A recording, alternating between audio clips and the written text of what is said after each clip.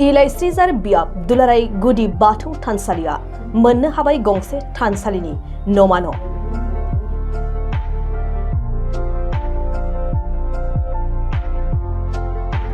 सरकारनि हेफाजाबजों गोदानै लुफुंनाय नमा न'खौ दिनै बेखेवबाय।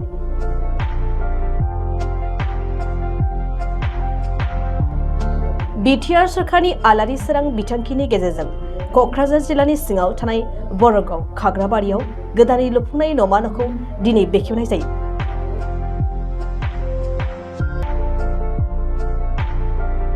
गोदानै लुफुंनाय बे नमा न'खौ गुदि बाथौ धोरोम सिबियारिफोर आरो जायगानि माखासे मेलेमजिबिफोरनि नुजाथिनायाव बेखेवनानै होयो बरगाव बियाबनि TCLCCनि मासिगिरि रबिराम ब्रह्मआ। सरकारनि अनसुंथाइजों नमा न' मोननो हानायाव गोजोननाय फोरमायदों इलाइस्रिजार बियाब दुलाराय गुदि बाथौ थानसालि आफादनि बिबानगिरि आरो TCLCCनि मासिगिरि बिथां रबिराम ब्रह्मआ।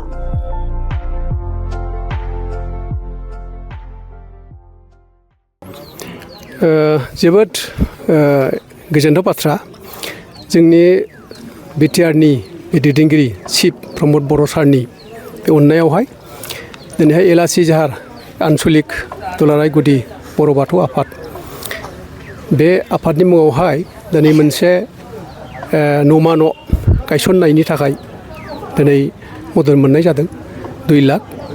बे 2 लाख मदद मोननायजोंनो जोंहा जोंनि बे आफादनि दैदेनगिरि बिथांमोनहा दिनै खोब मोजां रोखोमैनो माने लुफुंदों।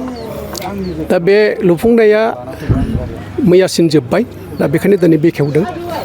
दा बेखेवनाय हाबाफारियाव जोंहा जोंनि सानजा क'क्राझार समस्तिनि MLA लरेन्स इस्लारि बिथांखौ लिंहरदोंमोन। दा बिथाङा आफादारि गोबां खामानियाव बेस्थ'। दा बेखायनो बिथाङा आंखौ थिनहरनाय जादों लकेलनि सासे TCLCनि चेयारमेन हिसाबै। दा बिथांनि बदलै आं बेखेवनाय जादों आरो बेखेवनो मोननानै आंबो पार्सनेलि खोब गोजोननाय मोनदों। खारन दिनै जोंनिनो बर'नि गुदि धोरोम बाथौ बे बाथौनि मोनसे प्लेटफर्म एबा नमा न' जायखौ जोङो सेक्रेट मोनसे हाउस होननानै जोङो साननानै लायो। खारन नमा न'आ जाहैबाय मा जोंनि बर' समाजाव बयनिख्रुइबो इम्परटेन्टसिन मोनसे न'। बे न'आवनो गोबां सेक्रेसि बाथ्रा थायो, सेक्रेसि खामानि थायो। दा दिनैहाय बे न'खौ बेखेवनो मोननाया आंनि थाखाय खोब खाफाल गोनां बाथ्रा। दा आं खोब मोजां मोनदों दिनैहाय बे कमिटिनि बे दैदेनगिरि बिथांमोना सरकारनिफ्राय मोननाय आलारि सोरांनि मुङाव मोननाय 2 लाख थाखाजों दिनै सुन्दर भाबै न'खौ लुफुंदों। आरो बिथांमोनहा आं जा नुदों बिथांमोननि खामानि मावनायनि जा मोनसे नेचार, बे नेचारखौ नायोबा दिनै बिथांमोनहा बर' हारिनि गुदि धोरोम बाथौ धर्मखौ बिथांमोनहा सिगांनिफ्रायनो थाखा फैसानि अभाब जादोंब्लाबो माने बिथांमोनहा थाखा फैसाखौ माबा खालामनानै बिथांमोनहा थाखा फैसा गैया होननानै बिथांमोनहा एभयड खालामाखै। जा दङ रायजो राजाफोरनिफ्राय खेन्दा खांनानै गरसे गरनै माने खेन्दा खांनानै बिथांमोनहा बाथौ धर्मखौ माने हमथाना लाखिबोदों। आरो दिनैसिमबो नैबे महराव फैनाया माने बिथांमोननि माने नाजानायनि गेजेरजों जादों। आङो एसे सिगां बेखेवनायनि गेजेरजोंबो खावलायदों जाहाथे जोंनि बर'नि गुदि धोरोम बाथौ धर्म बेखौ लाखिनायाव फोथांनायाव बयनिबो माने मदद नांगोन, बयबो नाजानांगोन होननानै बुंनाय जादों। आरो आंबो बेक्तिगत हिसाबै आङो सासे ब्रह्म धर्मनि सासे सिबियारिब्लाबो आङो गोबां समाव गोबां माबा थायो माने फोथायनाय थायो। अब्लाबो आङो दिनैहाय बाथौ धर्मखौ जोंनिनो बर'निनो गुदि धर्म होननानै आं मिथिगौ। आरो बिनि फारसे आंहा खोब मोजां मोननाय दङ, अननाय दङ आरो बेखौ आङो थांनानै थाजानो लुबैयो। बे आरो फारसेथिं आङो जोंहा प्रमद बर' सारनिसिमबो आङो गोबां माने मोनसे बाख्नायनाया थाबाय। खारन बिथाङा दिनैहाय आलारि सोरांनि मुङावहाय 2 लाख होबाय आरो बिथांनि होनायजोंनो दिनै नैबे नमा न'आ जाफुंबाय। आरो आं आसा खालामदों दिनैहाय बेयो आनसलिक माने एलासि जाहार आनसलिक दुलाराय गुदि बाथौ आफाद बेनि मोनसे प्लेटफर्म। दा बेखायनो इयुनावहाय हयथ' गोबां एफा एनै मददनि गोनां जागोन। जाहाथे उनावबो जाहाथे प्रमद बर' सारा एसे माने अनबावो आं बेखौ प्रमद बर' सारनिसिम आं खावलायो।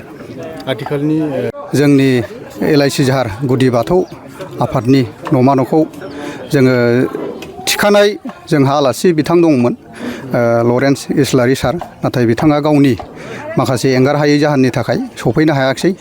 दा बिनि उनावहाय जोङो जोंनिनो बनरगाव TLCCनि चेयारमेन रबिराम ब्रह्म सारखौनो जोङो लाबोनानै जोंनि न'मा न'खौ बेखेवहोनाय जाहैबाय।